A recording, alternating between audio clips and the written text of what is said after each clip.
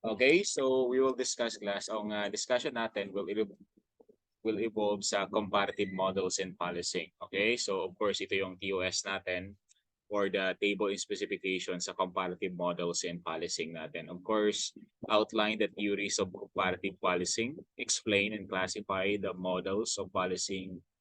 Third, recall and appraise the multicultural policing. And number four, define and examine the Philippine policing, extradition treaty, and an international agreement on law enforcement cooperation. So dyan lang ang possible or yon yung mga dapat natin i-discuss dito sa subject na to. Okay, so question number 1, please read si Abayon. Abayon, question number 1 please.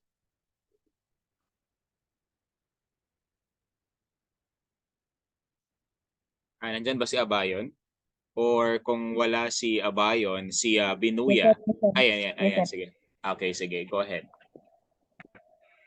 Afternoon, sir. Oh, good afternoon. Known as the police force of the United Nations. A. Blue helmets. B. UN peacekeepers. C. UN police. D. Police. Okay, so the question is, it is known as the police force of the United Nations. Letter A, blue helmets. Letter B, UN peacekeepers. Letter C, UN police. And letter D, we have the police. Okay, on the comment section, class, what is your answer?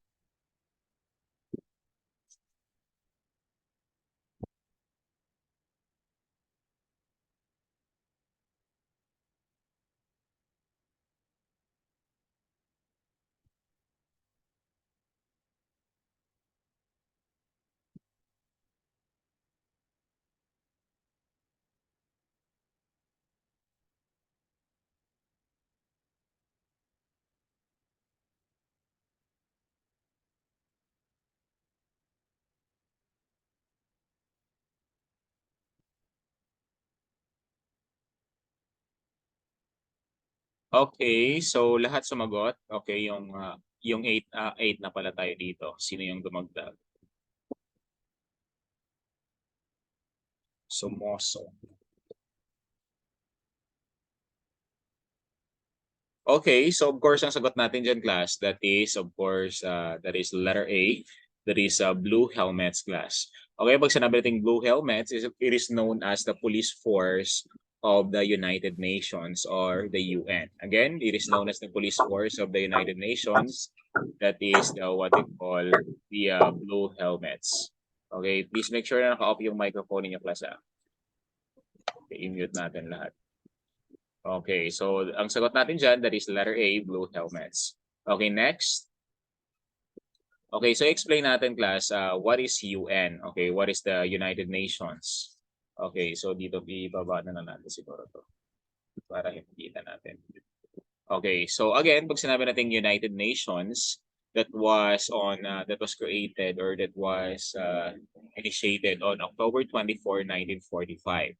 So yung United Nations, class, of course, ang headquarters ng UN or the United Nations ay matatagpuan natin sa San Francisco, California, or sa that is national headquarters rather sa New York, USA. Okay, so yan yung United Nations. Of course, yung United Nations, it was formulated or it was created sa San Francisco, California, USA. And ang headquarters matatagpuan natin sa New York, USA. But of course, halimbawa na lang ng Pilipinas, of course, Manila, Philippines. So parang ganoon. Okay, so sino pa yung iba?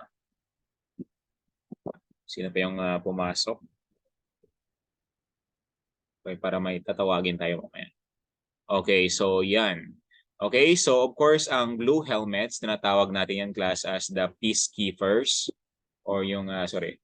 Okay, it is the peacekeepers that wear their country's uniform and are identified as UN peacekeepers only by UN blue helmets or beret and a badge founded in 1945. Okay, yan yung tinatawag natin na blue helmets. So sa blue helmets, class, yung tinatawag natin na UN police, every country na member ng United Nations, meron siyang contribution merong contribution diyan sa tinatawag natin na UN. So merong binibigay or merong contribution ng Pilipinas when it comes sa United Nations Police. So hindi lang yung hindi lang yung ibang bansa, okay? So lahat tayo, marami tayo actually na police officers diyan na member ng UN or yung blue helmets na tinatawag natin. Okay? So again, ang tinatawag natin na UN police is of course yan yung tinatawag natin na blue helmets. Okay? Nakuha? That was founded in 1945. Then, of course, as of 2014, the Philippines has contributed 37 police officers, 6 military experts, and 137 troops to the UN peacekeepers. Of course, ang titingnan natin ngayon, okay, so as recently, as of 2023,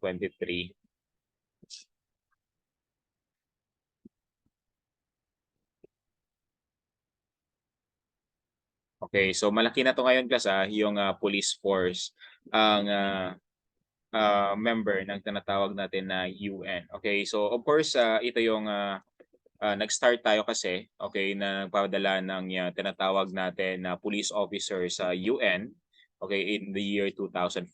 So that's why ngayon marami na tayong police officers doon na member ng United Nations. Okay, so it is part of the UN kasi of course Pilipinas is member of the UN.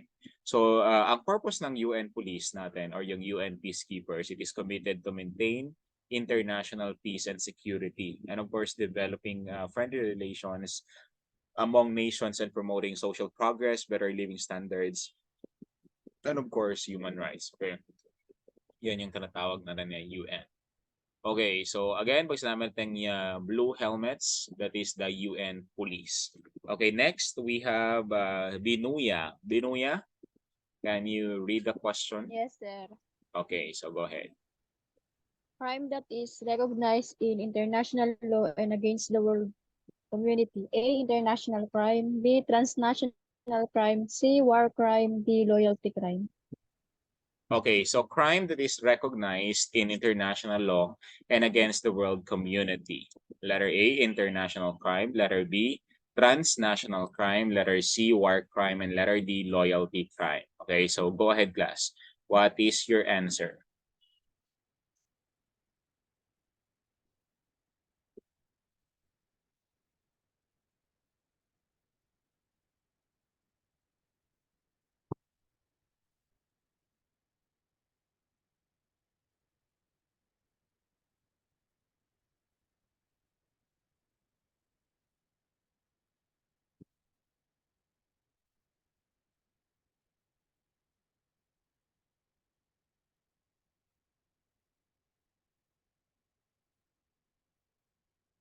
Lahat sumagot yung participants natin. Okay, so crime that is recognized in international law and against the world community.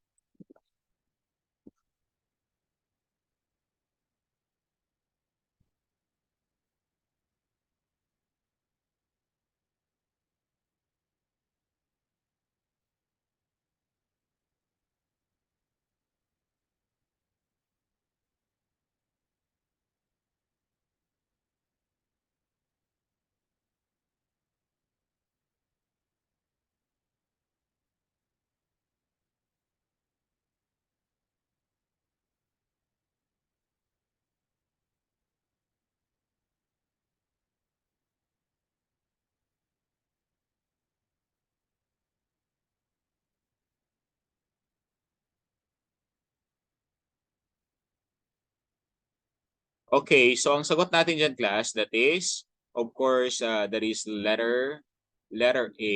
Okay, very good. That is international crime. Okay, ang sagot natin dyan, class, that is international crime. So again, sinabi niya that crime that is recognized in international law and against the world community. So ang tawag natin dyan is international crime. So tandaan niyo, class, pag sinabi natin international crime, sino ngayon ang nag-handle or sino yung ngayon yung may authority or may jurisdiction over that case. Okay, kasi nga tinawag natin na international crime yan. So sino ngayon yung nag-handle niyan sa kaso na yan? Sino, class? Si anong korte ang nag-handle? Okay, very good. The ICC. Tama, Daniel.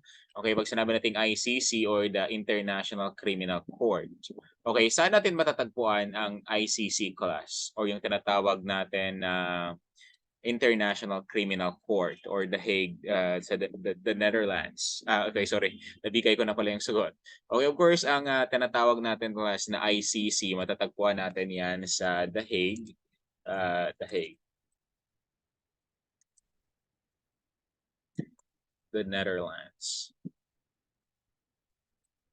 Okay, yan yung tinatawag natin class na ICC. So diyan natin matatagpuan ang ICC or yung International Criminal Court na matatagpuan natin nga sabi ko sa The Hague, the Netherlands.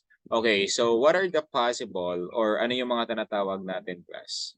Okay, ano yung mga crimes na against our international law or it is against the world community class? Okay? So ano yung mga crimes na okay, ano yung mga crimes na tinatawag natin na against sa international law or against the world community? Okay, ano yung class? Sige nga, magbigay ng sample.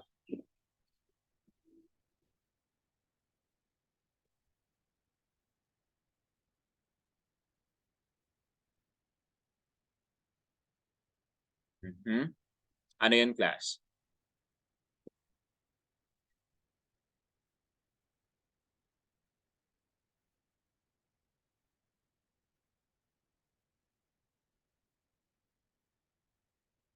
Okay, so very good, Daniel. Okay, pag sinabi natin or ang the best example for what we call the international crime is the crime of genocide. Okay, pag sinabi natin genocide class, what is that? Okay, so tandaan niyo pag sinabi natin genocide, that is the killing of a group of a particular person. So yan yung tinatawag natin na genocide. Pag pinatay mo yung isang tribo, pag pinatay mo yung isang particular group or person, tinatawag natin yan ngayon as genocide. Nakuha niyo? So that is one of the example of international crime. Okay, other than that, meron pa tayong tinatawag na war crimes. Okay, so meron tayong tinatawag na war crimes. So, genocide. Next, war crimes. Crimes against humanity. Against humanity. And of course, yan yung mga example class ng tinatawag natin na international crime. So again, ulitin natin, pag sinabi natin international crime, that is against the international law and against the international community or the world community. Sino yung may jurisdiction over the case? Yung tinatawag natin na international crime. Of course, ang may jurisdiction yan, yung tinatawag natin na ICC or the International Criminal Court na matatagpuan natin class sa The Hague, the Netherlands. Okay, again, ang sagot natin dyan, that is letter A, international crime. Okay? So again, the crime that is recognized in international law and of course, that is against the world community, that is international crime. Okay, pag sinabi naman nating transnational crime class, ano yung keyword or ano yung dapat ninyong tandaan dyan? What is transnational crime? Pag sinabi nating transnational crime, ano yung kailangan nating tandaan dyan? Or ano yung kailangan nyo lang na intindihan? Okay, very good. Crossing borders. Ibig sabihin, ang crime is nangyari from one border to another border. So that is what we call transnational crime. Ang example ng transnational crime, magbigay kayo ng example class ng transnational crime kung saan nangyayari yung isang, of course, isang crime from one border or from one country to another country. That is what we call the international crime. Sige nga, magbigay kayo ng example.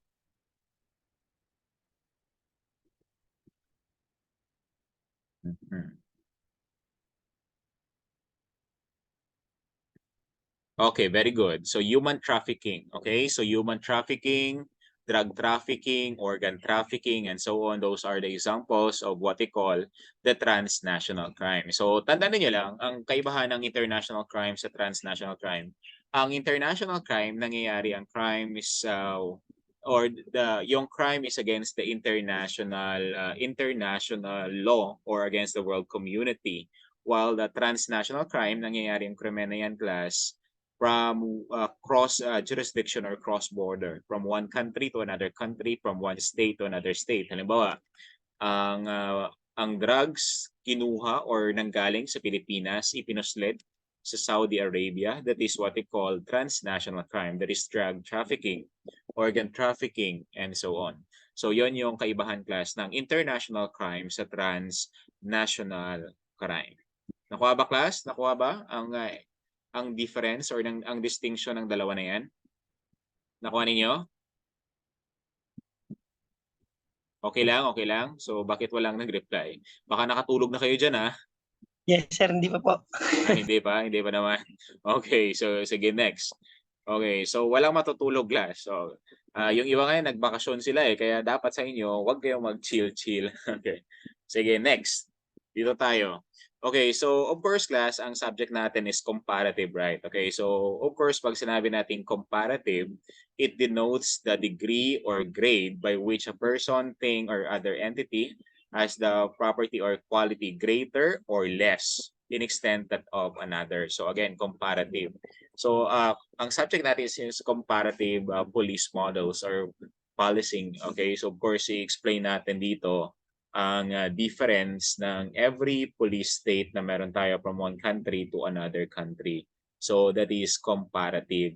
Titingnan natin yung greater ba or nakakalamang yung isa or much better yung isa. So yan yung tinatawag natin na comparative class. Then of course, meron tayong tinatawag na police. Okay, so based on the constitution class, sige nga on the comment section, ano talaga yung definition ng police? Okay. Sino or ano yung definition ng police class based on our constitution? Ilagay nyo nga sa comment section.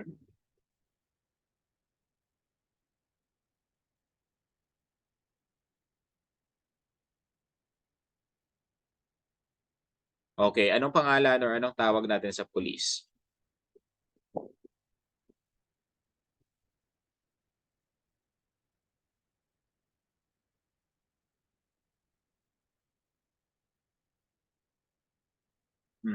Sige nga. Sige class, pakilagay sa baba. Okay, so what is police? Sige, before tayo mag-start kasi hindi pwedeng ka-graduate ka o hindi ka pwedeng mag-take ng board exam kapag hindi mo alam ang definition ng police. Sige, what is police class? Okay, so nandyan pa ba kayo? Prime mover, hindi. So hindi nyo pala alam yung definition ng police, ha?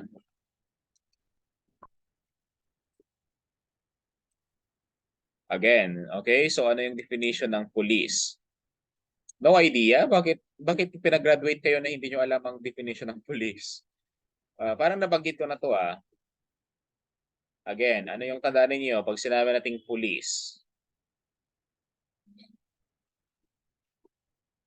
Okay, pag sinabi nating police, okay, what is police? Okay, so ayan. Ano ba yung definition ng police? Yung prime mover, hindi yon. Okay? So that is the definition ng police based on the CGS. So ano ngayon ang police natin class based on the Constitution or yung definition niya talaga? Okay, tandaan niyo ha. Okay, ganito. Pag sinabi nating police, okay, tandaan niyo lang ang definition ng police, it is a group of able-bodied men. Again, ulitin natin. Pag sinabi nating police, it is a group of able-bodied men. Okay? So, lagay ko na dito. Okay. Group of able-bodied men. Okay. Okay. Okay. Tandaan niyo again, pag sinabi natin police, it is a group of able-bodied men. Ibig sabihin, syempre, physically fit, mentally, and of course, what they call physically, mentally, and of course, psychologically fit. Yan yung ibig sabihin ng able-bodied men. Okay? So, of course, class, yung alam niyo pala palagi, maintenance of peace and order and so on, blah, blah, blah. Tama naman yun. Pero of course, ang pinaka-definition ng police class, it is a group of able-bodied men. Okay? So, in charge with the maintenance of peace and orders and of course, and others. Tandaan nyo lang pag sinabi natin police, it is a group of able-bodied men. Okay? So yan yung mga tinatawag nating police. Pwede ka bang maging police kapag you are not physically able, you are not mentally, you are not psychologically able? Of course, hindi. Tama? First time nyo ba nalaman ang definition ng police? Hindi ba naturo yung definition ng police sa inyo? Okay. Ayan, bawal gagraduate daw kapag hindi alam yung definition ng police. Okay, so yun yung definition ng police class ha. Tandaan nyo lang, it is a group of able-bodied men. Nakuha ba? Nakuha? Yes, sir. Okay, sige. Yan. Okay, next. Next tayo. Okay, pag sinabi nating police, of course, a police service is a public force empowered to enforce the law and to ensure public and social order through the legitimized use of power or force na tinatawag natin. Then, of course, ang police, 'di ba, public office is a public trust. Okay, of course, dapat ang pangalagaan ng police yung image ng PNP or ng image ng tinatawag natin na police service in general. Yan yung tinatawag natin na police. Kasi 'di ba, public office is a public trust. Okay. Then of course, we have the police, of course there, 'di ba? Police is the public and the public is the police. Sino nagsabi nito, class? Okay? Police is the public and the public is the police. Sino yung sabi nito? Huwag pong sabihin na ako Again, police is the public and the public is the police.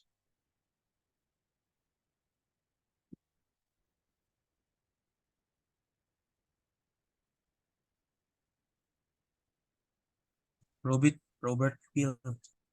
Sino? Robert Peel.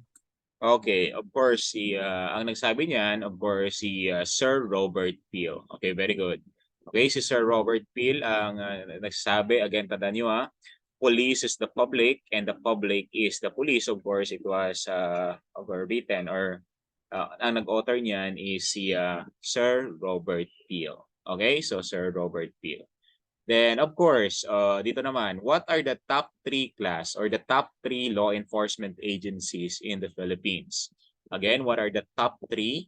Okay, what are the top 3 law enforcement agencies in the Philippines? Okay, ano yung top 3 law enforcement agencies in the Philippines? Oh, ayan. Parang parang uulan sa amin yung kidlat.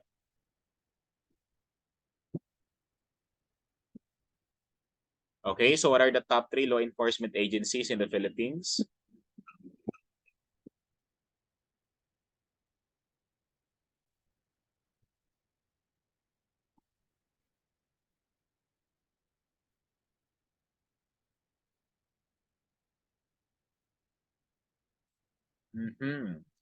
Okay, on the comment section, class, what are the top 3? Okay, ano yung tatlo na yon?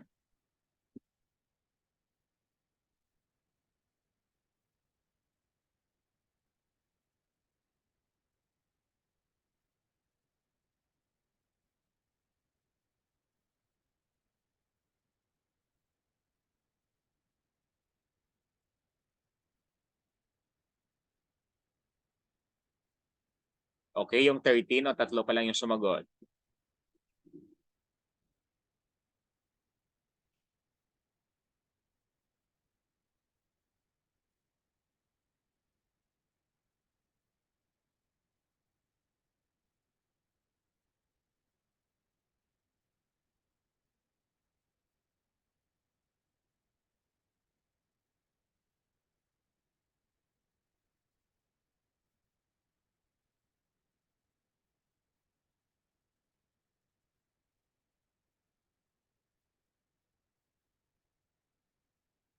Okay, so ayan.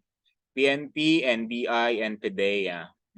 Okay, very good. Okay, ang sagot natin dyan, class, of course, in the Philippines, the police power or the police or law enforcement is prohibited by what agency? Of course, ang pinaka natin dyan. Okay, so we have the Philippine National Police or the PNP. So we have the National Bureau of Investigation or the NBI. And of course, we have the Philippine Drug Enforcement Agency or the PDEA. Okay, so yan yung tinatawag natin the top 3. Okay, so the top 3 law enforcement agencies in the Philippines. Okay, nakuha? Okay, so ayan, in the Philippines, we have the major law enforcement agency that is prohibited by PNP, NBI, and the PDEA. Okay, so yan. Okay, so of course, pag sinabi nating system, it is the combination of related elements that is functioning as a whole in order to achieve a single goal or objective. Kaya 'di ba system? Okay, so kapag you have a system in place, so hindi matitibag yan class. Kasi that is already stable or that is already fixed. Combination of related elements. Okay, so that is system. Then, of course, we have the comparative police system, di ba?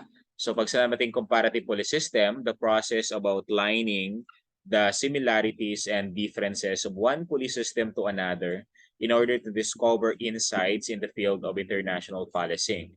So, halimbawa, yung sa USA, kung titingnan niyo, yung sa US, okay, di ba sa US, nasa ano, na tingnan niyo yung katawan nila, yung sa India, so yan lang. Yan yung tinatawag natin na comparative police system. Okay?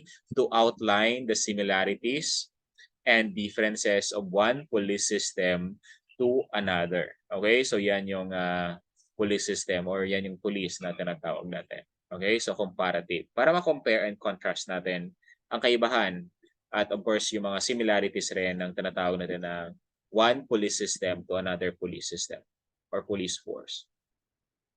Okay, bakit kailangan natin i-compare? Of course, because crime has become a global phenomenon. Kasi 'di ba, of course, transnational crimes crosses borders and the need for bilateral and international cooperation become imperative. Kaya kailangan natin makipag-coordinate, makikooperate sa ibang police system. Of course, 'di ba? Kasi nga of course, crime has become a global phenomenon. Okay? So hindi lang naman nangyayari or hindi na naman sa Pilipinas may krimen. Of course, lahat tayo or sa lahat ng bansa merong krimen na nangyayari. So that's why it is very important na kailangan natin i-compare yung police system na meron sila at kung meron or anong police system na meron tayo. Okay? So yan yung compare. Okay, so dito tayo sa next. Pakibasa nga si after ni Binuya si Mondelo. Mondelo? Sir, a comparative method wherein a researcher communicates with foreign researcher. A is para method, B comparative method, C collaborative method, D comparative system. Okay, so a comparative method wherein a researcher communicates with foreign researcher. Actually, we already discussed this one. So, sige. Okay, so Safari, comparative, collaborative, or comparative. Sige, go ahead. You can start with answering on the comment section, guys. Wait lang, i-ano natin muna. Ipasa ko muna yun.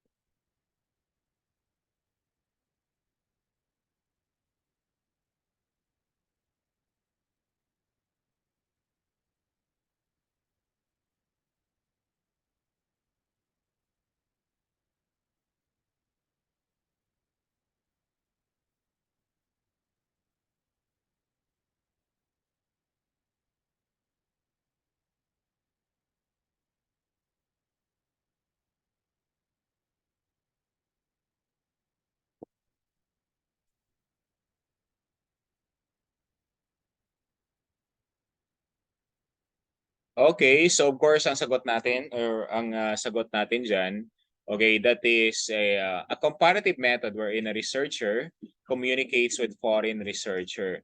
So ang sagot natin diyan class that is what we call collaborative method. Okay. So bakit hindi natin sinagot class ang Safari method? Ano ang purpose ng Safari method? Or ano yung ginagawa dito class kapag Safari method?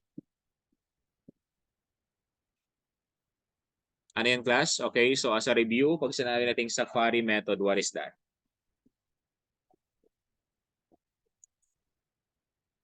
Okay, again? Visit another country. Okay, very good. Okay, so ang Safari method class, okay, the researcher will need to visit another country, okay, para of course personally ma-compare, malaman niya of course mabigyan niya, malaman niya rin ang similarities and difference ng police system na meron sila doon. Okay, personal na pupunta ang researcher sa ibang bansa. Okay, very good. Visit personally ang another country. Okay, very good. Okay, so ang gagaling nyo ha. So again, ang safari method, the researcher will visit another country, while corroborative method naman, the researcher will communicate with foreign researcher to determine the similarities and of course the differences of the police system na meron sila doon sa police system na meron tayo. Okay, ganun ang kailangan natin. Safari method and collaborative method. Okay, next. We have Florendo. Florendo? Yes, sir. A theory in policing system wherein the effectiveness of policemen depends on the express wishes of the people. A. Home rule theory. B. Continental theory. C. Old concept. D. Modern concept. Okay, sige. A theory in policing system wherein the effectiveness of policemen depends on the express wishes of the people. Okay, theory ang tinatanong niya klasa, so automatic common sense, tanggalin niyo na agad si concept. So ang choices niyo lang diyan, letter A and letter B.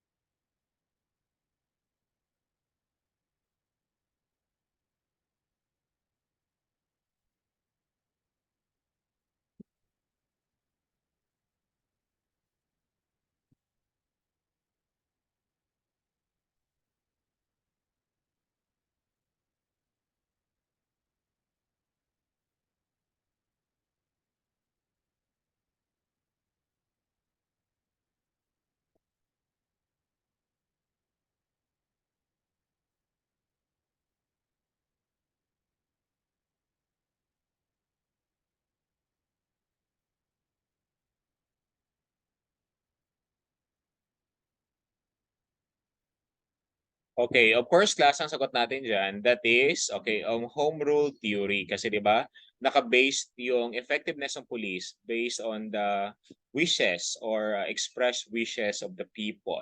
Okay? So, mag-function sila based sa kagustuhan ng, of course, ng majority or ng kanilang nasasakupan. Hindi lang yung ilan. Okay? In contrast with continental theory na tinatawag natin. Okay, next. Okay, of course, ang home rule theory, di ba? Policemen are the servants of the community. Ang effectiveness of policemen depends on the expressed wishes of the people, while on the continental theory, policemen are servant of the higher authority. So they just follow the wishes of the top official of the government. So yan yung theories of policing system na meron tayo. Okay, next. We have si Rafael. Rafael? Sir, yes, sir. Okay, sige. The yardstick of police efficiency is the absence of or lower crime rate. A. Old concept. B. Modern concept. C. Classical concept. And D. Incremental concept. Okay. So the yardstick of police efficiency is the absence of lower crime rate. We already discussed this one. Okay, so A, old concept, letter B, modern concept, letter C, classical, and letter D, incremental concept. Okay, go ahead. Okay, on the comment section.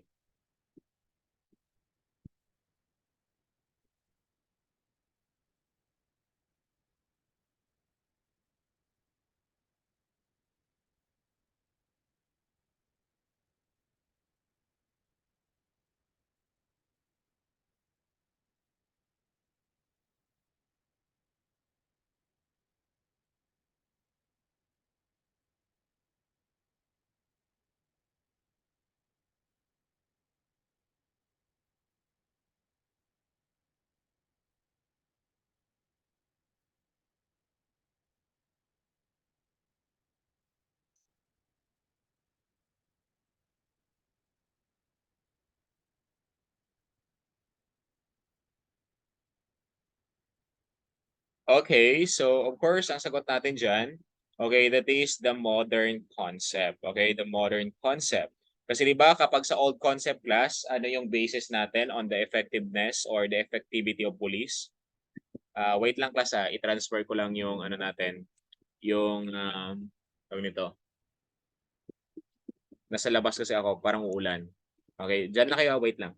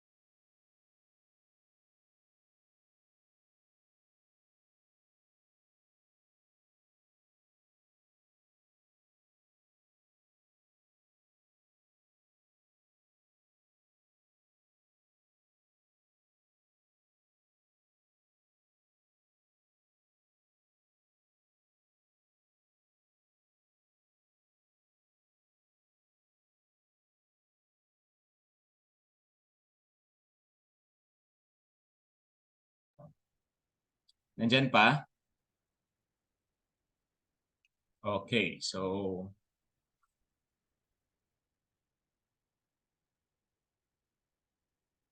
okay, so again class, the yardstick of the police efficiency is based on the lower crime rate. Kasi kapag sa old concept, very good, naka-base tayo ngayon sa number of arrest. The more number of arrest, masasabi natin o matatawag natin na effective ang police force. Okay? So yan yung tinatawag, sorry, the incremental or the old concept and the modern concept. Okay, nakuha? Okay, next.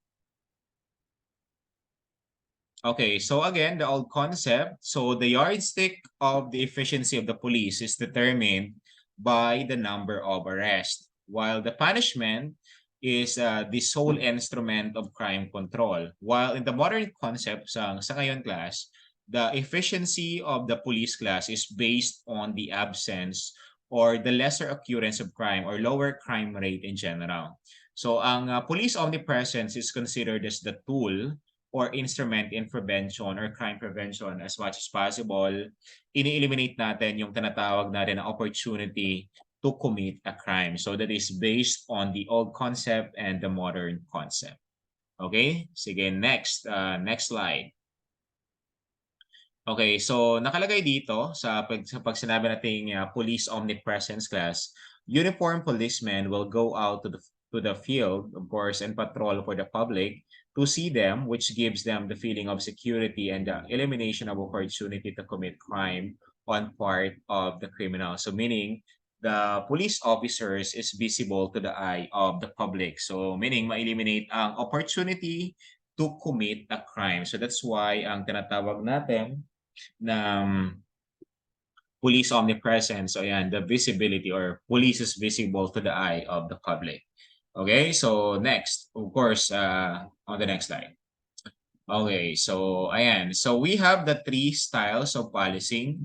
So tandaan nyo, we have the 3 styles of policing. Of course, una, we have the legalistic. Pag sinabi legalistic class, it emphasizes the use of threats or actual arrest to solve disputes. Ibig sabihin, kapag may gumawa ng krimen, of course, it is on the actual restraint or in the actual arrest or actual taking a person into custody to solve the particular problem or the particular disputes na tinatawag natin. So that is legalistic. Ang watchman naman class, ang watchman, of course, pag sinabi natin watchman, it emphasizes on the informal means of resolving disputes. Okay, informal means of resolving disputes. And of course, ang service naman, okay, it emphasizes on helping the community as opposed to the enforcing law. Okay, so again, so we have the 3 styles in policing. So we have the legalistic, Pag sinabi nating legalistic, of course, it emphasizes the use of threats or actual arrest to solve disputes. While ang watchman naman, of course, it emphasizes on the informal means of resolving disputes. And ang service naman, of course, it emphasizes on helping the community as opposed to the enforcing or to enforcing the law. Okay, so yan yung tinatawag natin na service. Okay, next. Okay, dito tayo. So what does Interpol stands for? Ano ibig sabihin class ng Interpol or yung abbreviation na Interpol? Okay, sa comment section natin, please answer. What does Interpol stands for? Okay, ano yung Interpol class? What is Interpol?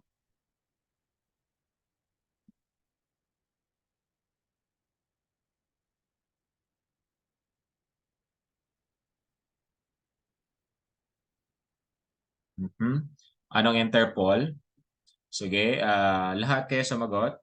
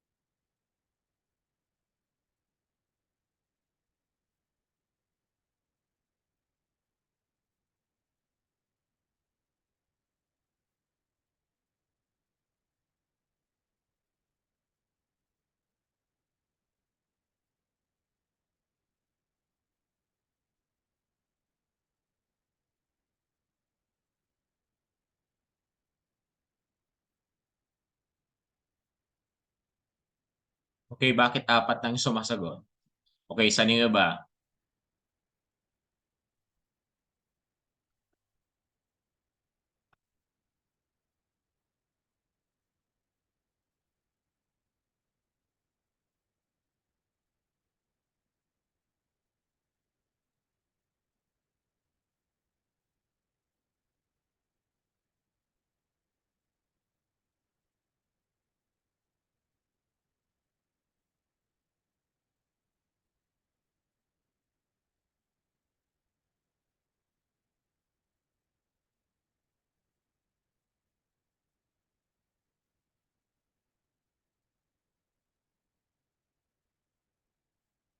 Okay, so pag sinabi nating Interpol, of course, that stands for international. Okay, so that is International Criminal Police Organization. So again, pag sinabi nating Interpol, that stands for International Criminal Police Organization. Okay, so ayan. Okay, so ang Interpol comprises of how many member countries as of 2023? Okay, ilang member countries class meron ang Interpol as of 2023 class?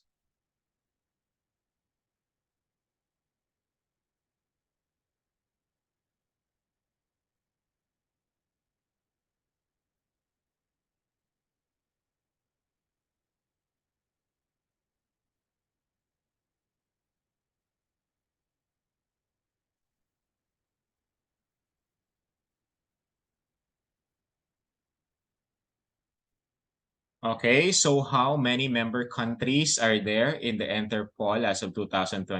Okay, very good. Okay, that is 195. Okay, very good, Daniel and Abayon.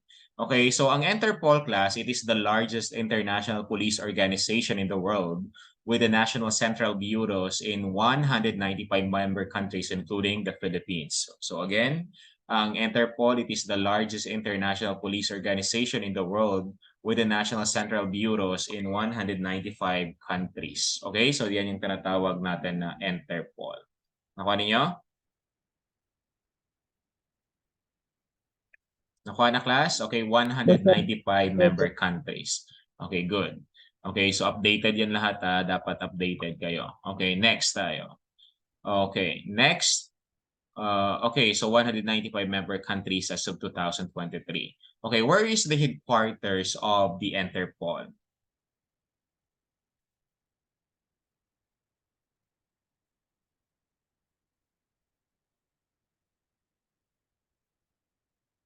Okay, so where is the headquarters of the Interpol?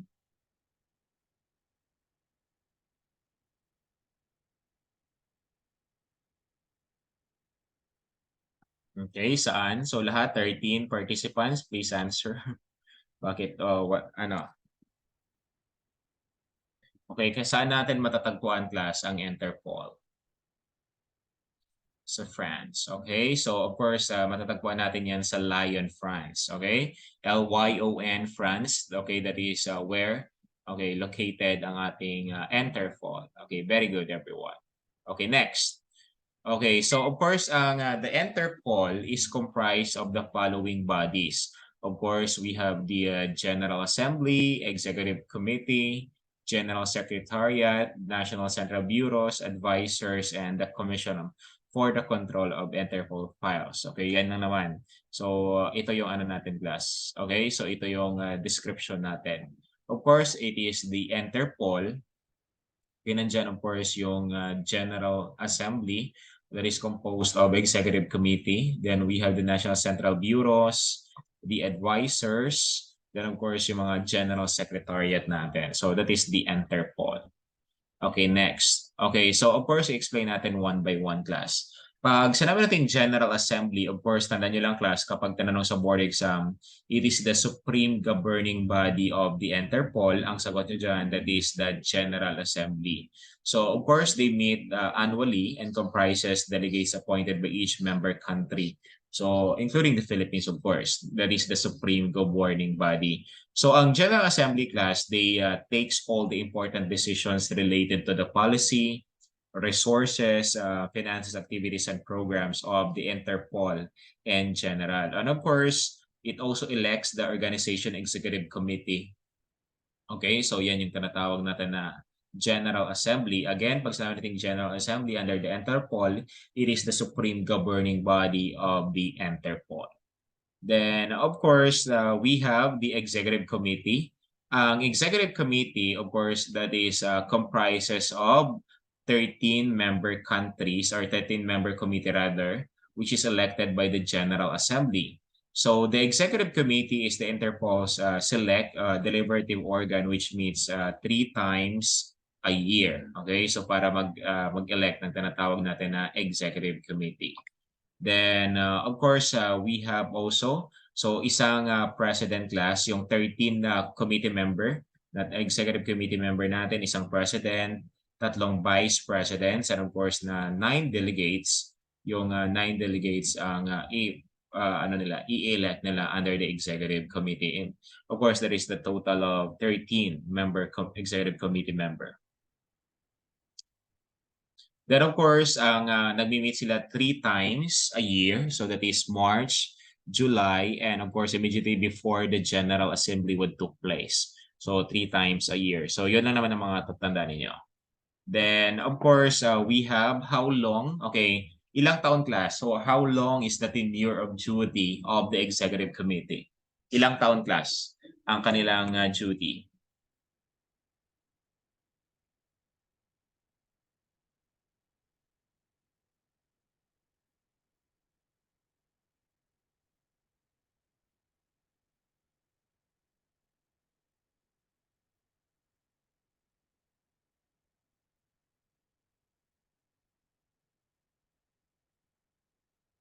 Okay, so how long is the tenure of duty of the Executive Committee class?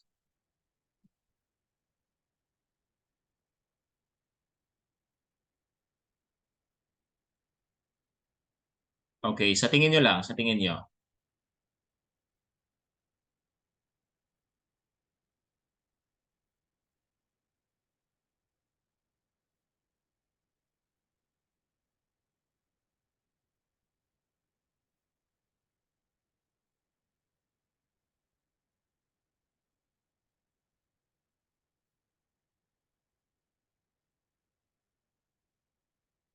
Okay, so 6 years, 3 years. Okay, ang sagot natin dyan, that is, ang president, of course, 4 years. Ang vice president, 3 years. And of course, they are not immediately eligible for re-election, either to the same post or as delegates to the executive committee.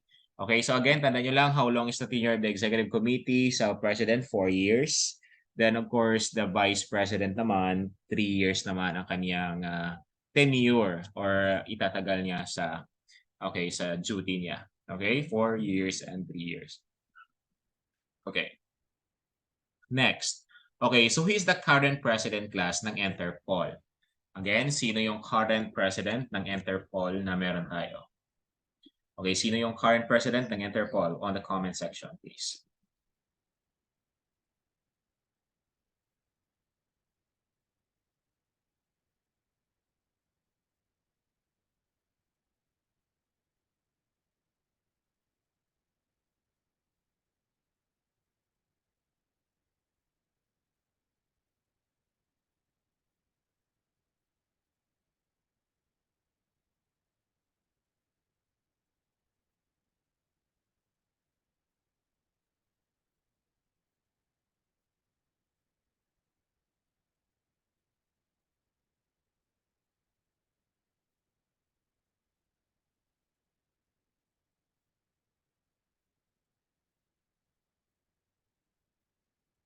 Hamid Nasser Al-Raisi. Okay, very good. Okay, ang sagot natin dyan, si Hamid Nasser Al-Raisi. Okay, siya yung tinatawag natin na current president of the Interpol. Okay, very good class. Okay, si Hamid Nasser Al-Raisi. He is the Interpol's current president who was elected at the 89th General Assembly in Istanbul, Turkey in November 2021 to 2025 pa yung kaniyang duty class. Again, si Ahmed Nasser Al-Raisi is the current Interpol president. Okay, so he was elected on the 89th General Assembly in Istanbul, Turkey. Nakuha? Okay, Ahmed Nasser Al-Raisi. Okay, next. Of course, we will discuss yung General Secretariat. Okay, where is the General Secretariat based? Of course, ang function nila class, it coordinates the international activities of the member countries, holds a library of international criminal records, of course, international records not just worldwide, and organizes regular meetings at which delegates can exchange information and police work. Then, of course, the General Secretariat operates 24 hours a day, then of course 365 days a year. So wala silang pahinga, di ba? So General Secretariat. Then of course, we have ang location or saan naka-based ang General Secretariat, of course, sa Lyon, France pa rin, kung saan situated ang Interpol. Then, of course, who is called class as the head of the General Secretariat? Ano yung tawag natin sa head ng General Secretariat?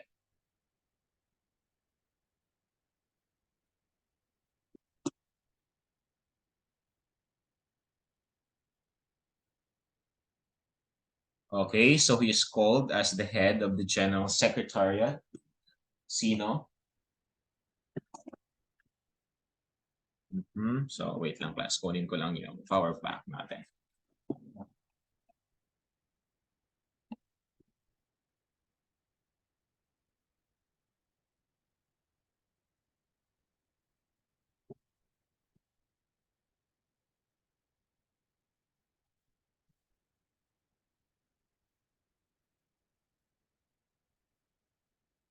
Okay, who is called as the head of the General Secretariat? Of course, ang sagot natin dyan, that is Secretary General. Okay, very good.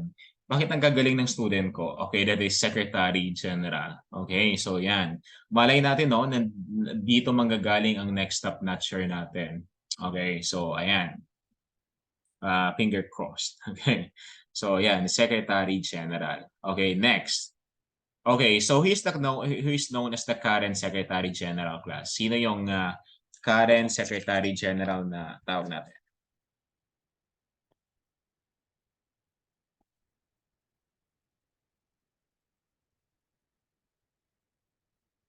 Again, who is the current Secretary General?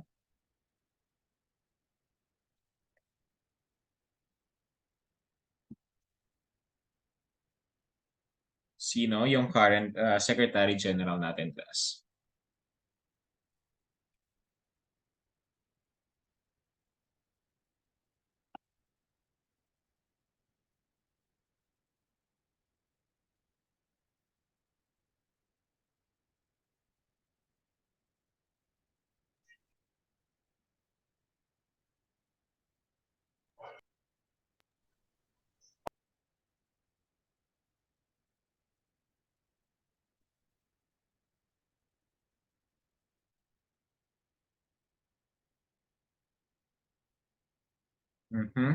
Okay, Secretary General Antonio Guterres. Okay, ang sagot natin dyan, of course, okay, the current Secretary General of Interpol is Jürgen Stack of Germany. Okay, so tama ba? I-search natin muna. Baka nagkamali ako. Okay, the current Secretary General. Ano na natin class, i-ano na natin. Sa current Secretary General of Interpol. Sa UN, line na siya sa UN. Okay. Okay, Secretary General of Interpol, si Jürgen Stack, tama, of Germany. Si ano pala, yung binanggit ni Sir Lloyd sa ano yun, United Nations, tama? United Nations, yes sir. Yes, United Nations, tama. Okay, so akala ko nagkamali ako. Kaya again, the current Secretary General of Interpol class is si Jürgen Stack of Germany. Tapos tama naman yung sa Antonio Guterres. Okay, sa UN naman yun, United Nations. Okay, nakuha? Nasundan niyo class? Nasundan ba? Yes, sir. Okay, sige. Okay, next. Okay, so again, the current Secretary General of Interpol is Jürgen Stack of Germany. He was appointed by the 83rd General Assembly in Monaco on November 2014 and reappointed in 2019 to serve a second 5-year term by 88th General Assembly in Chile. 2021, 22, 23, 24. So 2024 pa siya or hanggang 2025 pa actually ang kanyang term of office. So yan. Jürgen Stack of Germany. Then, of course, what are the organizations for official language ng Interpol class? What are the 4 official language of Interpol? Ano yung acronym na ginagamit niyo? Okay, so very good. That is SAFE. Okay, so SAFE, that is Spanish, Arabic, English, and French. That is the 4 official languages of the Interpol. Okay, so that is the 4 official languages of Interpol. Okay, again, so that is the 4 official languages of Interpol. So meron tayong acronym na SAFE dyan. Okay, Spanish, Arabic, French, and English. Okay, next tayo. So what are the official languages of UN naman, class? Ano naman yung ating acronym na ginagamit doon kapag sa official language of United Nations? Okay, so what are the 4 official languages of the UN or the United Nations? Okay, SAFE, PEC, Okay, so ano yan sabi nila? Okay, so ang of course the official language of the Interpol na meron tayo, ano yung acronym ninyo? Okay, so that is SAFER. Okay, SAFER. Okay, so ano yung SAFER? Okay, we have the Spanish, Arabic, French, English, Russian, and of course yung C, that is Chinese. Okay, SAFER. Okay, so yan yung tinatawag natin na official languages of the United Nations. Nakuha ninyo class, kapag ang tinanong what is the official language of the Interpol, that is SAFE, Spanish, Arabic, French, and English, while the official languages of the United Nations is SAFER, Spanish, Arabic, of course, Russian and Chinese. Nakuha? Nasundan ninyo? Kunin. Okay, nakunin. Okay. Then, of course, next, we have the National Central Bureaus or the NCB. So, ang NCB class under the Interpol pa rin, it is the designated as the contact point for the General Secretariat, regional offices, and other member countries requiring assistance with the overseas investigation and the location and apprehension of fugitives o yung tinatawag natin na criminal. So each Interpol member country maintains a National Central Bureau staffed by the National Law Enforcement Officer. Of course, kukunin rin doon sa law enforcement agencies natin. So that is the National Central Bureaus. It serves as the contact point for the General Secretariat. Then, of course, we have the General Secretariat. Of course, yung sa every member countries, meron yung tinatawag na National Central Bureaus. Halimbawa sa Japan, merong NCB. Sa USA, merong National Central Bureaus. Ang China, merong National Central Bureaus. And Philippines, merong National Central Bureaus. each member countries meron yung tinatawag na National Central Bureaus class. Of course, it is staffed. Ang in charge dyan, of course, yung every member countries rin na kasi di ba every country merong National Central Bureaus. That is the contact point for General Secretariat, ang National Central Bureaus. Then, of course, ang National Central Bureau, matatagpuan natin sa Manila. Sino naman ang chairman class ng National Central Bureau? Of course, the Director General or the Police General class of the Philippine National Police. Okay, so yan yung chairman ng National Central Bureau. And of course, ang members niya automatically, ang director ng NBI, ang commissioner ng Bureau of Customs, ang commissioner ng Bureau of Internal Revenue or the BIR, commissioner ng Bureau of Immigration, governor ng Bangko Sentral ng Pilipinas, and executive director ng Dangerous Drug Board or the DDB. Again, class, ang DDB, that is the strategy and formulating body of the state or the organization. Okay, so the Commission for the Control of Interpol Files or the CCF class, ito yung last under the Interpol. Ang purpose niya is to ensure the processing of personal information by the Interpol complies with the organizational regulation para lahat ng project, lahat ng mga operations are put into detailed or naka-file yan para of course in case pwedeng kukunin anytime. So yan yung purpose ng Commission for the Control of Interpol's files natin. So the process request concerning the information contained in the Interpol files, of course, meron tayong tinatawag na need to know basis kung sino yung pwedeng maka-acquire, pwedeng maka-access ng information na yan. So that is based on the control of Interpol files or the CCF. Hindi lang naman agad-agad or hindi naman lahat pwedeng maka-access niyan, di ba? Okay, so that is commission for the Interpol files or the CCF na tawag natin. Okay, next. Of course, we have the Interpol Notices System na meron tayo. Okay, so ang Interpol Notices System class, it is an Interpol notice or international notice issued by Interpol to share information between its members. So meaning, it is a uniform system or it is a uniform notice to all member countries of the Interpol para malaman kung ano yung pinapahiwatig or ano ibig sabihin ng inilabas na notice ng Interpol. Kasi kapag iba-iba yung notice na ilalabas nila, of course, hindi makukuha agad-agad kung ano ba talaga ang ibig sabihin or naisip iparating ng tinatawag natin na Interpol. Okay, so yan. Next. We have the 8 Interpol Notices System na meron tayo class. Of course, babigyan ko kayo mamaya ng acronym para mas mabilis ninyong malaman or ma-digest. Okay, ito yung mga Interpol notices na meron tayo class. Of course, we have the red notice that is for the wanted person. Ang yellow notice naman for missing person. Ang blue notice that is for additional information. Black notice and unidentified bodies. Ang green naman, warning intelligence. Ang orange, imminent threat or danger. Ang purple na naman, modus operandi. And of course, yung special notice na tinatawag natin, that is the UN sanction. Okay, so yung UN security or yung tinatawag natin na special notice.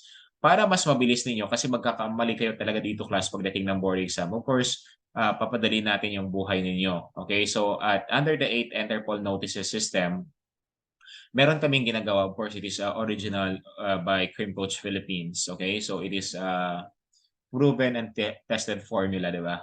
Okay, na ginagamit for how many years or decades already. Okay, so meron tayong tinatawag na sa Interpol Notices System class. So we have the BB Core fees and of course, ang katumbas niyan, the MMT. Okay, so again ulitin natin. BB Core fees, the MMT. So yan yung ating Interpol Notices System.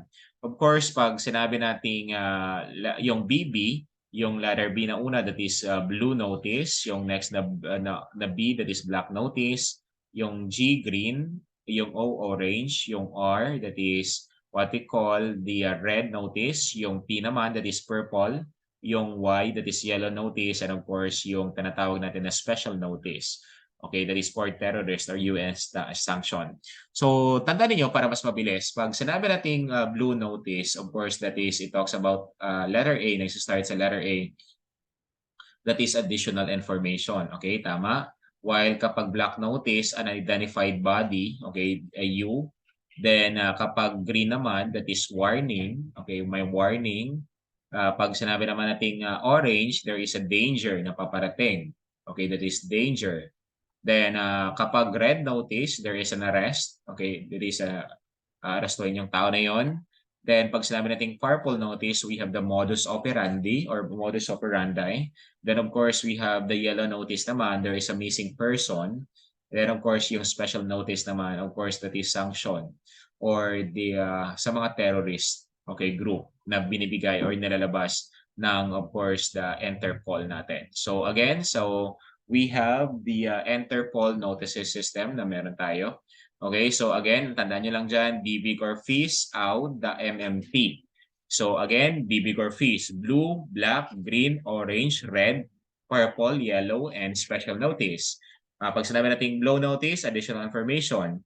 Kapag black notice, unidentified bodies. Yung green notice, warnings.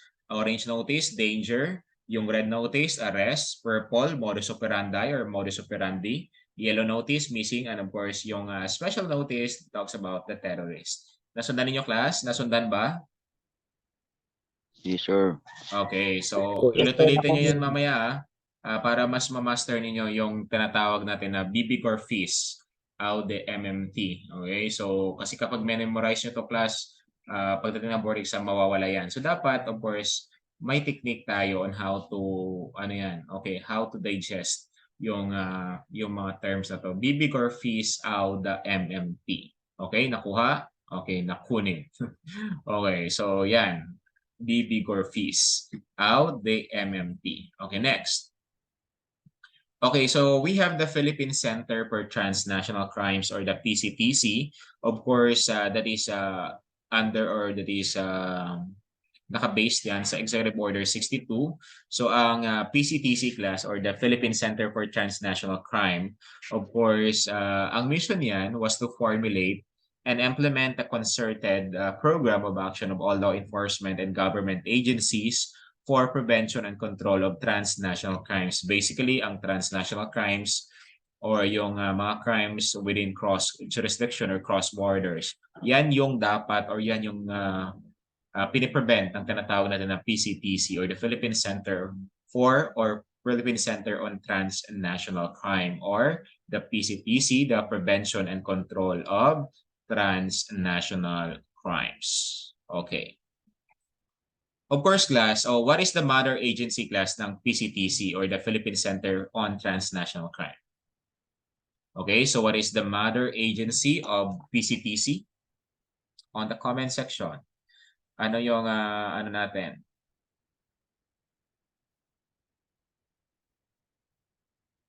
Okay, what is the mother agency of the PCTC class?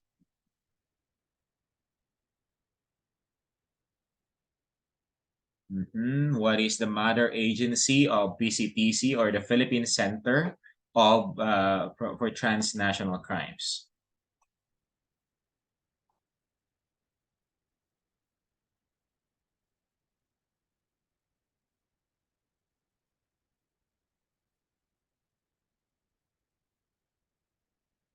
Okay, so what is the mother agency class?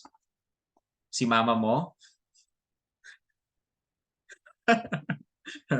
Office of the President. Okay, so again, of course, that is the Office of the President.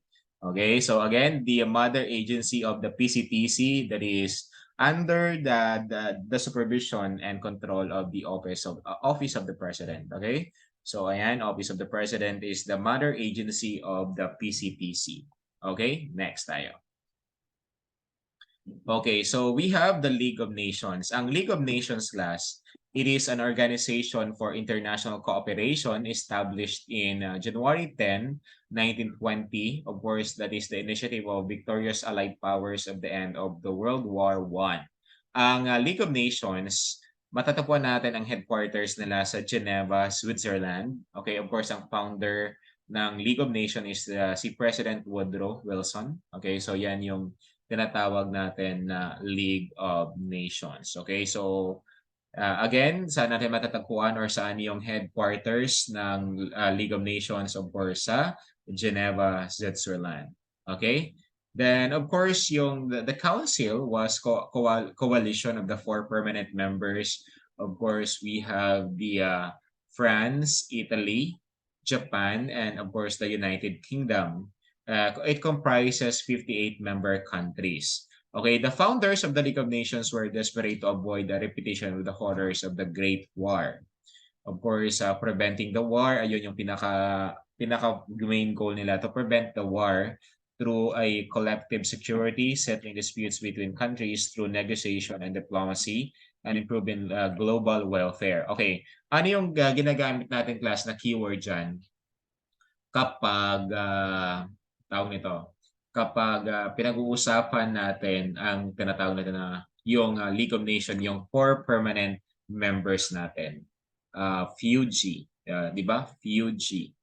Okay, so ang ano natin dyan is Fuji. Okay, so we have France, okay, United Kingdom, Japan, and Italy. That is the 4 permanent members of the League of Nations. Okay, nasundan? Again, so Fuji is the 4 permanent members of the League of Nations. Nakuha niyo? Nasundan ninyo, class? Nasundan ba? So we have Fuji. Okay, next. Okay, so of course we have, pakibasa nga muna, si Tigulo. Tigulo? Yes, sir. Okay, sige, go ahead. International Association of Chiefs of Police, the world's oldest and largest non-profit membership organization of the police executive. Non-profit organization, International Association of Chiefs Police, is a 501 non-profit organization based on Alexandria, Virginia. Okay, so ayan. Okay, so we have the International Association of Chiefs of Police, or the IACP, class. Okay, of course it is the coalition or samahan yan, class, ng mga chief of police all over the world. Tandaan nyo lang, pag sinabi natin International Association of Chiefs of Police, it is the world's oldest and the largest non-profit membership organization of police executives. Of course, automatically ang ating chief of police, what we call yung chiefs of police na meron tayo sa Pilipinas, of course, a member dyan, the oldest and largest non-profit membership organization of police executives. It is a non-profit organization. It is also an International Association of Chiefs of Police, is a 501 non-profit based in Alexandria, Virginia. Again, kapag tinanong, what is the world's oldest and largest non-profit membership organization of police executives? Ang sagot dyan, that is International Association of the Chief of Police, or the IACP.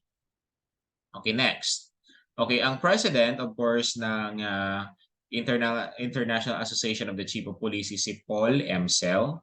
Ang executive director, of course, chief executive officer, si Vincent Talusi. It was founded in 1893. Then, of course, ang members dyan, or ang founders ng IACP is 47 chiefs of police. Ang headquarters sa Alexandria, Virginia, United States. Of course, it was formerly called as the National Chiefs of Police Union. So ngayon, IACP na, International Association of Chiefs of Police. Of course, nalagdagan yan sila ngayon. Okay, so the IACP's leadership consists of the operating chief executives of internal, federal, and state and local agencies of all sizes. Ang purpose niya is to advance the policing profession through the advocacy, research, outreach, and education in order to provide for safer communities worldwide. Of course, samahan yan ng mga chief of police all over the world. Okay, then kung meron tayong International Association of the Chief of Police, meron din tayong tinatawag na International Police Association or IPA. Okay, iba yung IACP sa IPA. Pakibasa nga, Soroso. Soroso ba yun? Tama ba? Soroso.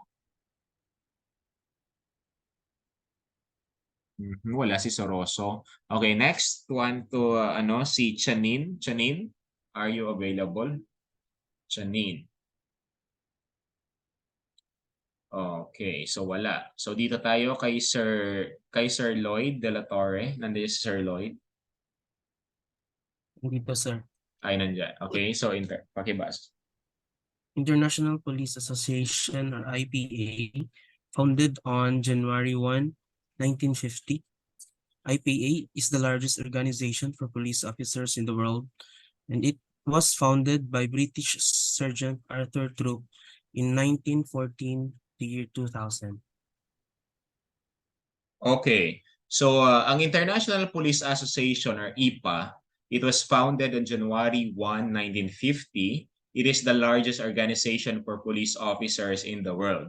Kung yung kanina, yung IACP, that is the largest and oldest organization for police executives. Ito naman, ang International Police Association class, it is the largest organization for police officers in the world.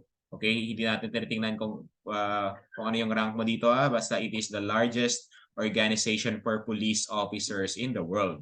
And it was founded by British Sergeant Arthur Troop in 1914 to 2000s. Okay, so yan yung International Association of the Police Officer. Of course, ang International Association of Chief of Police, of course, that is the largest and oldest association of police executives. While ang International Police Association or IPA, that is the largest organization for police officers in the world. Nakuha ninyo? Nasundan ninyo, class? Nasundan? Okay pa ba kayo dyan? Yes, sir. Yes, sir. Okay, So, sige. Okay, next. Sugdang ulan. Ay, malakas ang ulan dyan. Sa amin, hindi natuloy eh. Okay, kaya yan. Naka-wifi ata kayo. Basta hindi natatamaan ng kidlat, okay pa yan. Okay.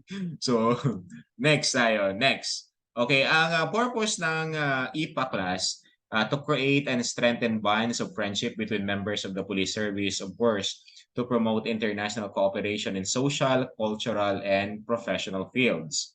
Of course, to improve the public image of the police and enhance recognition of the IPA by international bodies. Ibig sabihin, para, of course, ma-recognize rin yung hindi lang yung mga chief of police, kundi lahat ng members of the police organization internationally, yung international bodies natin. Okay, then of course, we have the Europol. Okay, pakibasa nga pag sinabi natin Europol, what is Europol? Sir, balik tayo kay Sir Abayon. Abayon. Sir Abayon, nandyan ka? Yes, sir. Okay, sige.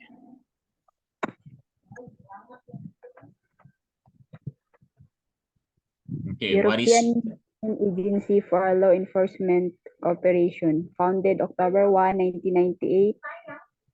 Founder of European Union and the European Union of the Law Enforcement Agency, headquarters of the Netherlands, assisting the 27 EU member states in their fight against serious international crimes and terrorism. It was created as a response to the ever-increasing dimension of criminal terrorist networks, which perpetrate their illicit activities at transnational level, posing a significant threat to the internal security of the European countries as well as to the safety of their citizens. Okay, so thank you. So again, pag sinabi natin Europol, of course, from the word itself, Europol. Okay, Europol. Okay, of course, sa Europe natin matatagpuan yan. Of course, it is the European Union Agency for Law Enforcement Cooperation. It was founded on October 1, 1998. Of course, baka ano yun, 1998 kayo, no? So baka pinanganak kayo. Okay, it was founded on October 1, 1998 kasi 1999 ako eh. So, and of course, ang founder ng Europol is sa European Union. Okay, it is the European Union of Law Enforcement Agency. Of course, ang headquarters ng Europol class sa The Hague, the Netherlands. Of course, assisting the 25 European Union member countries or member states in their fight against serious international crime and terrorism. So, yan yung purpose kung kaya or kung bakit na-create ang tinatawag natin na Europol. Okay, so yung European Union or Europol na matagpuan of course sa Europe. Of course, ang purpose niya is to combat yung ever-increasing dimension of criminal terrorist networks and of course yung mga illicit international activities and transnational crimes, imposing threats to the international security of the European countries and of course sa mga citizen nila. So that's why nag-create sila ng union para basically makombat yung mga international crimes and terrorisms and other illegal activities posing or facing of course yung danger ng citizen, of course yung mga European countries na meron tayo doon sa Europol. Okay? So again, ang Europol, that was ang headquarters ay matatagpuan natin sa The Hague, the Netherlands. Okay? Then of course, it was established in 1981 at yung tinatawag natin naman na Asianapol. Okay? So paki-explain or pakibasa nga sino ngayon? Si Sir Nasim, nandito na ba siya? Sir Nasim? Okay. Yes, okay. Sige, sir.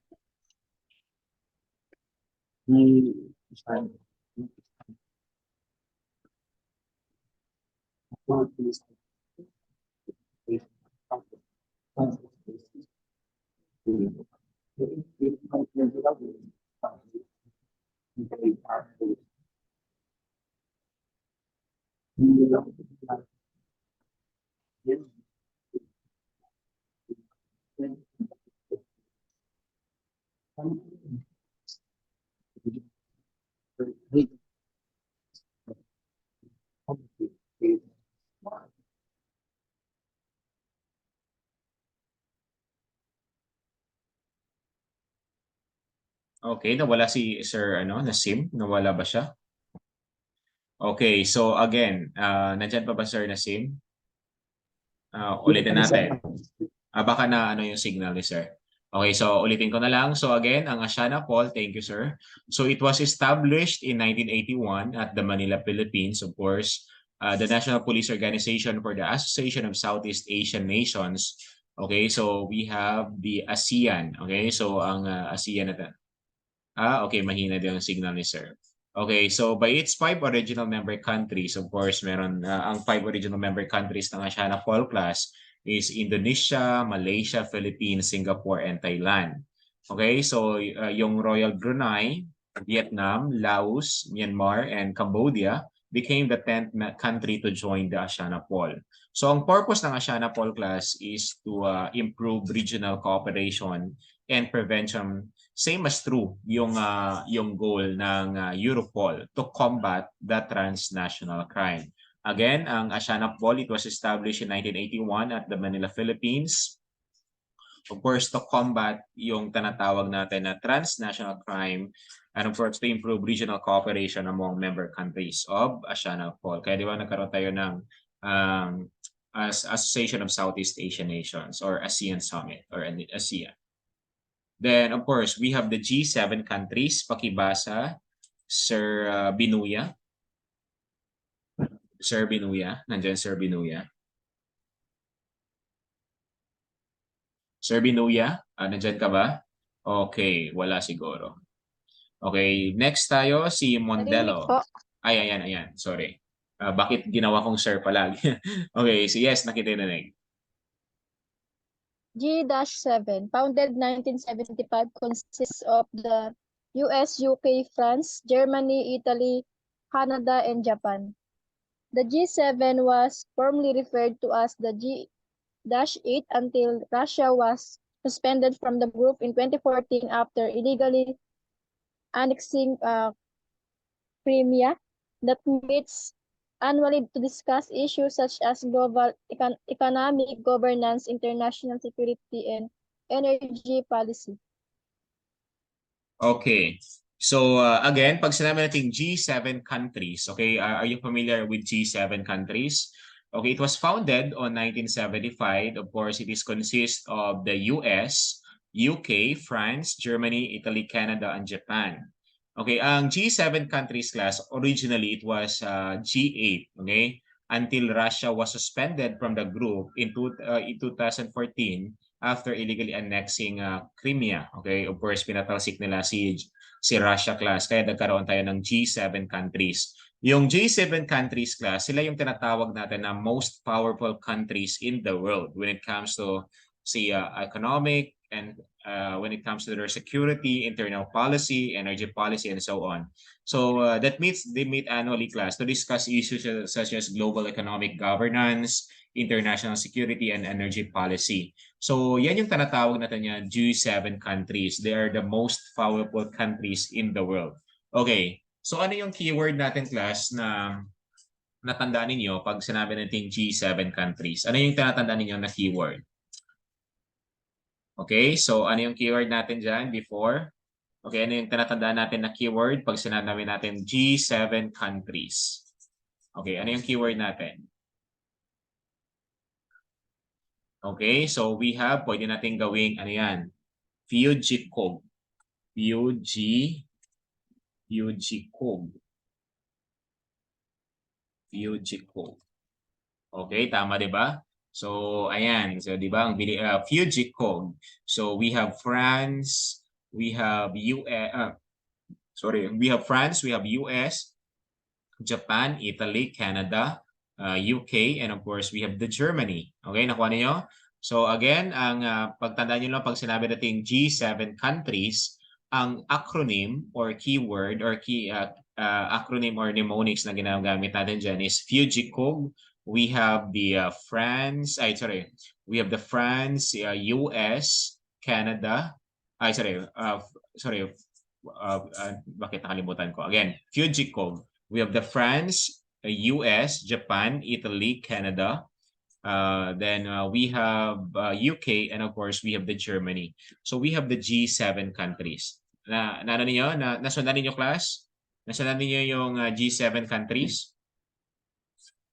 Nasundan? Okay, good. Okay, so yun na, Fujiko. Okay, next. Okay, so we have the selected police models na meron tayo worldwide. Okay, of course, sa US Police Department, okay, sa US Police Department class. Okay, so of course, meron silang federal, state, county, and city police. Okay, so of course, we have the city. Okay, ito yung city police nila class.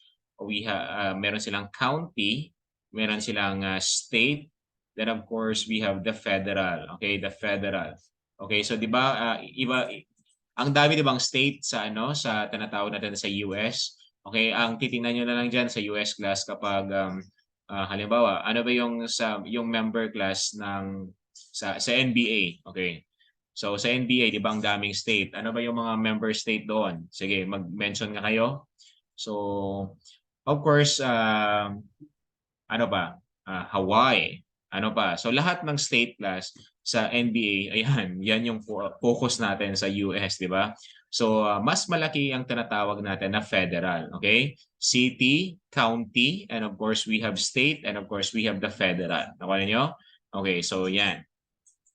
Okay, so who will respond? Okay, yung tinatawag natin twofold. Of course, first one must determine which government units prohibits the acts. For example, okay, so for example, homicide is an act that is prohibited as the state level. So as general rule, only law enforcement agencies within the authority to enforce state laws may investigate the crime. Of course, yung crime offender na tinatawag natin of murder or crime of homicide. Yan yung tinatawag natin na twofold. So kasi 'di ba meron tayong city, meron tayong county, meron tayong state, meron tayong federal. Of course, dapat very sa kanila very technical kung sino yung mag-enforce or sino yung mag-respond. Okay? So yan yung tinatawag natin na twofold. Then second, one must look at the place or the venue when the criminal act occurred. If the murder occurred in Alabama, the Alabama authorities will be responsible investigating the crime. Same as true with the Philippines, di ba? Okay, so explain natin what is the city police. Ang city police in the US class are mainly responsible for enforcing the law within their own city. Again, tandaan niyo, ang jurisdiction and control ng class ng city police under the US Police Department is enforcing the law within their own city. Okay, so ibig sabihin, hindi na sila pwedeng sumobra doon. That is the city police. A small town may have a police force of only 1 or 2 officers. Again, ang small town na nakalagay sa kanila, 1 or 2 police officers. So that is under the city police naman. Then, of course, we have next, sorry. Okay, so may question sana dito na ano ko na eh. Okay, so what is the largest city police department in the United States? Of course, ang sagot natin dyan, that is the NYPD, New York Police Department. So that is the largest city police department in the US. Nakuha? Again, the largest city police department in the US or in the United States of America, that is NYPD or the New York Police Department. Okay, next. Okay, in most cities in USA, who appoints the head of the police department in cities? Again, sino yung nag-appoint ng police, the head of the police department at the cities in the United States? Sino, class? Okay, sino yung nag-appoint ng police department?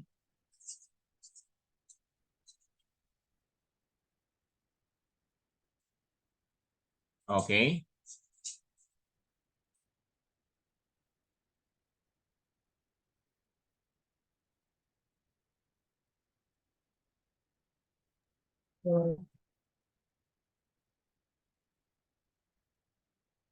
Okay, so what is in most city? Okay, so what is sino yung nag-appoint, class? Sige, ano lang, kahit out of the blue moon, kung sa tingin niyo sino?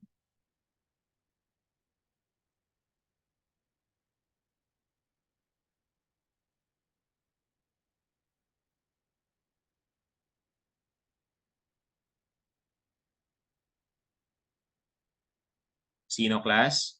Okay, of course, ang nag-appoint, class, of course, may mayor, may sheriff, may mayor. Okay, tingnan natin. Of course, ang nag-appoint dyan is si mayor. Okay, si mayor ang nag-appoint, class, sa city. Okay, so yan, mayor. Okay, so how about dito tayo sa county police naman tayo, class. Ang sa county police, okay, of course, the power of the county police force is extended, okay, it is extended or extend throughout the county. Okay, county hindi country. Again, the powers of the county police force is extended throughout the county.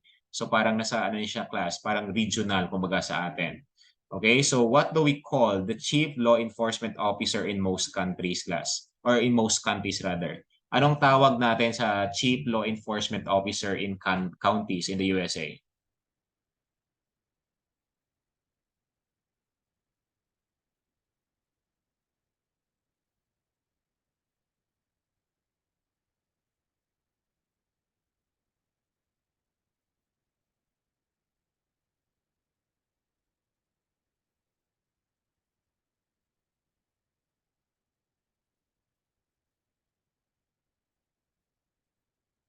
Okay. So, sheriff. Okay, so ayan. Okay, very good. Ang sagot natin dyan, that is sheriff. Okay, so very good, that is sheriff. Okay, next. Okay, so who appoints the sheriff, class? Sino yan naman or sino naman yung nag-appoint sa tinatawag natin na sheriff?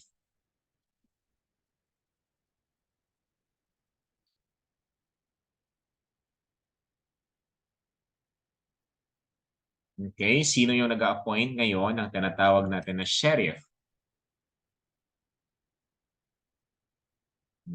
The people. Okay, very good. The people ang nag-appoint sa sheriff. Okay, very good.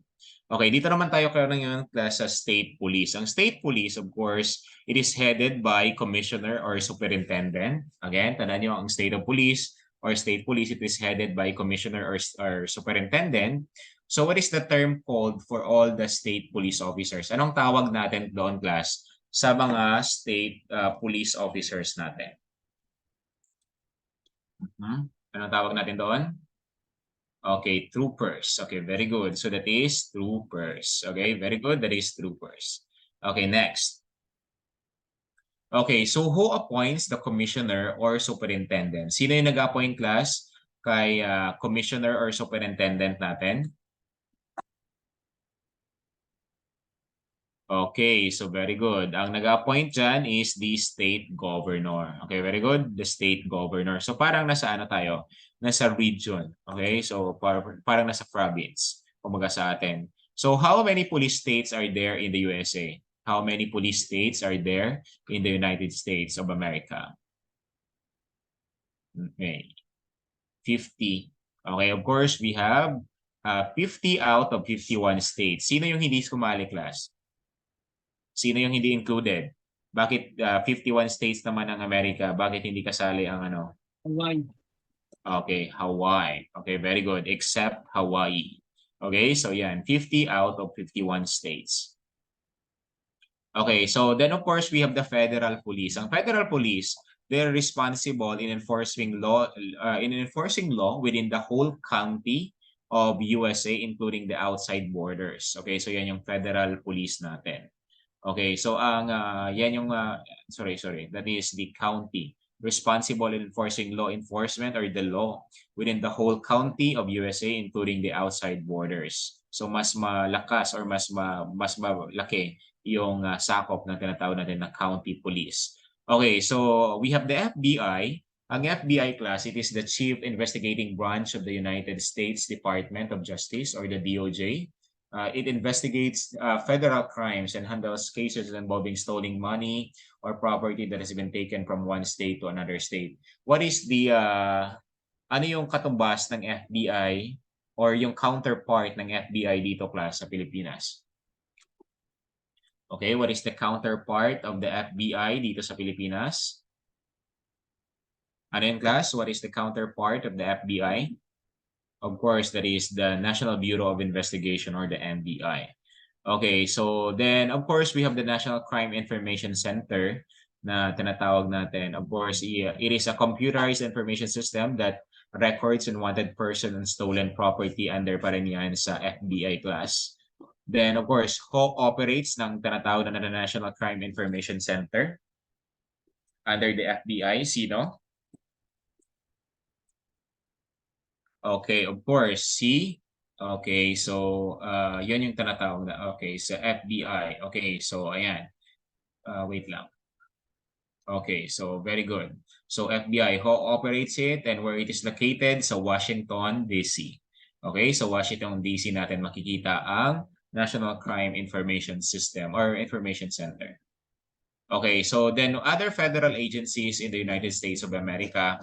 So we have the Secret Service or Secret Service, of course, protecting all living, current, and former U.S. president and their families. Then katulad dito sa Pilipinas, di ba, class?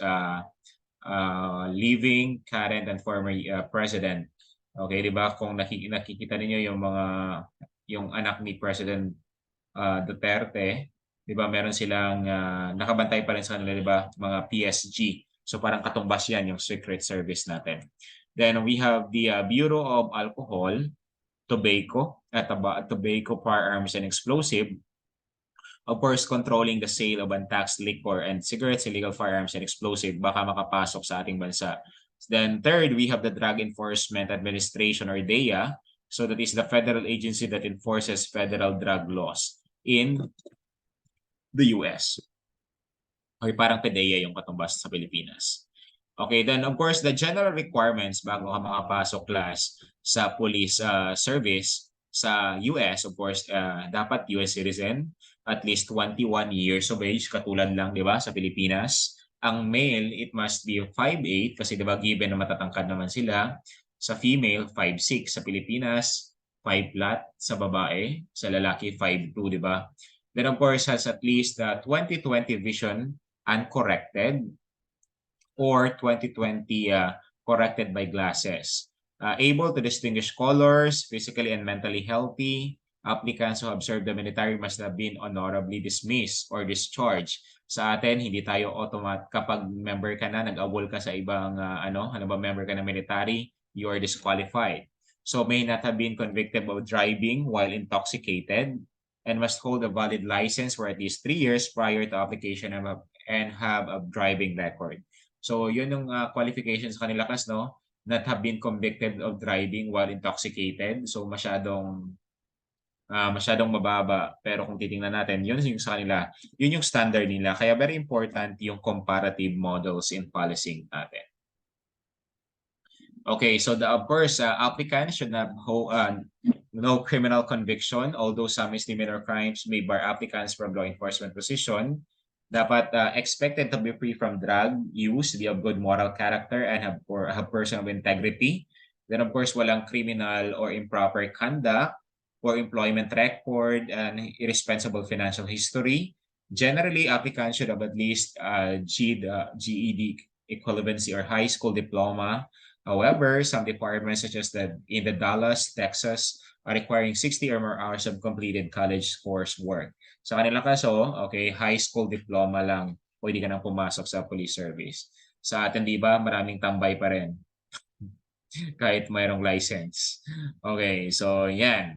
Okay, so of course, sa probation period nila, when a candidate, okay, receive an appointment to the police department, the candidate must then successfully complete yung recruit training nila, which can last from several months or more than a year, depending on the training requirements of the police department. So, under observation pa sila kasi under probation period ang tawag natin doon.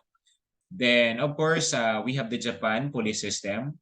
Under the Japan police system, ang tawag natin sa kanila, that is under the National Police Agency or the NPA. Sa atin, di ba, iba ang NPA, New People's Army yan. Okay. Sa kanila, okay, sa Japan police system, we have, ang Japan police system class is under the National Police Agency or the NPA na tinatawag natin. Okay, so who is the parent agency class ng ng NPA sa Japan? Ano? Who is the parent agency of the NPA in Japan? Sino class? Who is the parent agency of the NPA? Okay, so that is the National Public Safety Commission or the NPSC. Okay, very good, Sir Lloyd. Okay, the National Public Safety Commission. Okay, that is the parent agency of the NPA or the national. Okay, so ang National Public Safety Commission class, it ensures that Japan's police are an political body and free of direct central government executive control. So ibig sabihin hindi masusuhulan kasi that is under National Public Safety Commission. Okay, so the National Police Agency na tinatawag natin, that is the central coordinating body for the entire police system ng Japan. Okay, who is the head of the NPA? Sino yung head ng National Police Agency natin class in Japan? Okay, so he is the police or the National Police Agency, the head.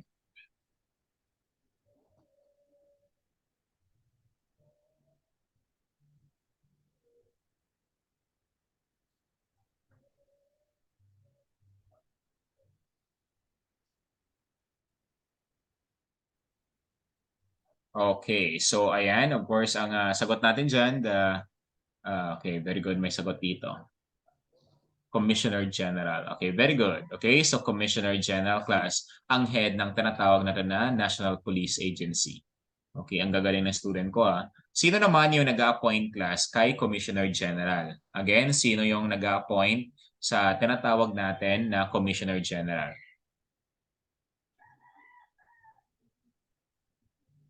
Okay, sino yung nag-appoint kay Commissioner General? Okay, so of course the National Public Safety Commission or the National Public Safety Commission with the approval of the Prime Minister of Japan. Okay, so that is who appoints the Commissioner General. Okay, next. Okay, so we have the bureaus of the NPA class or the National Police Agency. We have the Police Administration Bureau, Criminal Investigation Bureau, Traffic, Security Bureau, and of course, we have the Regional Public Safety Bureaus. Then, of course, isa-isay natin, ang Police Administration Bureau is concerned with police personnel, education, welfare, training, and unit inspection. So basically, dyan nakafocus ang Administration Bureau sa function ng police. Then, of course, we have the Criminal Investigation Bureau. Of course, they are in charge with research statistics of the investigation and of course, yung mga internal cases. Okay, that is self-explanatory na naman. Kasi di ba, investigation. While ang Traffic Bureau naman, of course, sa mga licenses of drivers, enforces traffic safety rules, regulations, and of course, yung safety laws na tinatawag natin.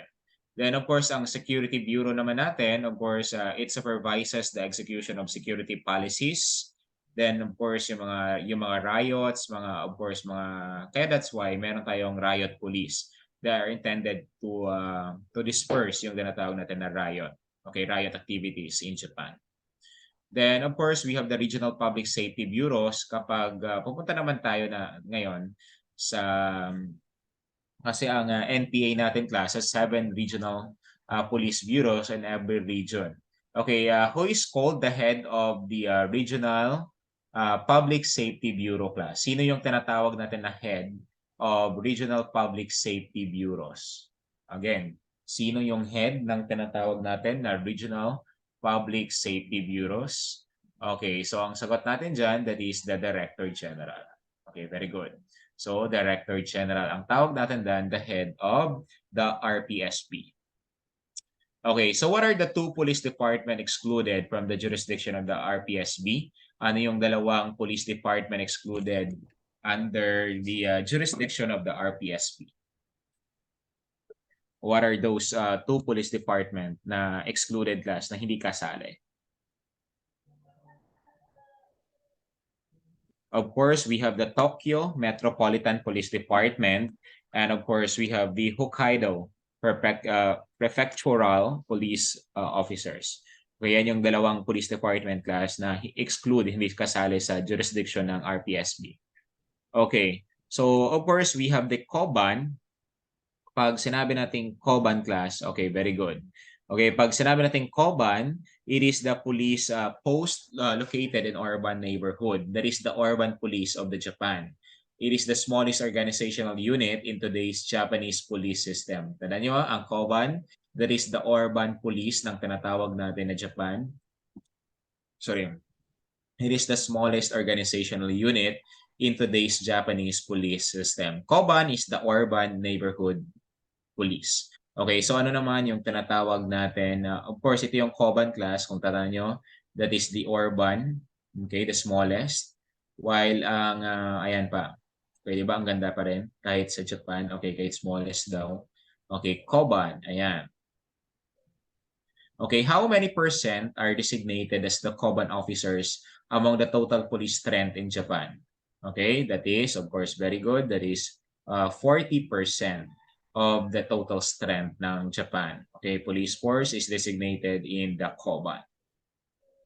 Ang Chuzaiso naman, yan yung tinatawag natin ngayon class na rural equivalent of the urban Kuban, di ba? Ang Kuban, the urban, ang Chuzaiso, rural naman ang equivalent niyan. Okay? Okay, what is term called for the police officers of the Chuzaiso? Anong tawag natin sa mga police officers sa Chuzaiso class? Anong tawag natin sa mga police officers? Okay, very good. Okay, so ang sagot natin dyan, that is Jackie-chan. Okay, Jackie-chan. Okay, that is Chuzaizan. Okay, Chuzaizan, yan yung tawag, or yung term na tawag natin sa police officers of Chuzaiso. Okay, so who provides personal security for the Emperor, Crown Prince, and other members of the Imperial Family of Japan? Sino yung nagbibigay ng tinatawag natin na personal security? Of course, di ba? From the word itself, emperor, empress, and so on. That is, of course, the imperial guards. Okay? Ang duty ng imperial guards is to make sure yung security ng emperor, empress, crown prince, and of course, yung mga imperial family. So, we have the Kidotai. Ang Kidotai naman, yan yung tinatawag na rin na Special Riot Police in Japan. Okay? So, that is the Special Riot Police. These units were formed after riots at the Imperial Palace in 1952 to respond quickly and effectively to large public disturbances. Halimbawa, may riot. Okay, so automatic it will be activated, yung Kidotai. Okay, so ang main requirements for riot police, of course, majority of the officers are bachelors, ibig sabihin single, who live in dormitories within riot police compound. So automatic dyan sila nakastay in. Okay, what is the official parliamentary anti-terrorist unit under the Japanese National Police Agency class? Okay, so again, that is the, okay, very good. That is the Special Assault Team or yung SAT na tinatawag natin. Ang Special Assault Team na tinatawag natin class, of course, that is the automatic kapag yung plan is nag-failed. So that is anti-terrorist. Okay, how about what police force is the world's second and the Asia's first police agency to operate with a modern policing system? What is that? Okay, so na-tackle na natin to last ano. Okay, of course that is the Hong Kong Police Department. Okay, the first in Asia and of course second in the world with a modern policing system. Okay, what is the highest rank of police rank in Hong Kong class? That was tinanong to on April 2014. Malay nyo, balik. Okay, what is the highest police rank in Hong Kong? Okay, Commissioner of Police. That is the highest rank of police officer in Hong Kong. Okay, so ayan. So mag-end tayo siguro muna class sa China doon. So sa Monday, ulit next sa Monday magkakaroon tayo, i-continue natin. Konti na lang to, ilang slides na lang sa comparative. Then after that, magkakaroon tayo pupunta tayo sa CFLM. Okay? So after that, matapos na natin ang LEA. Okay, so ayan. So mabuti na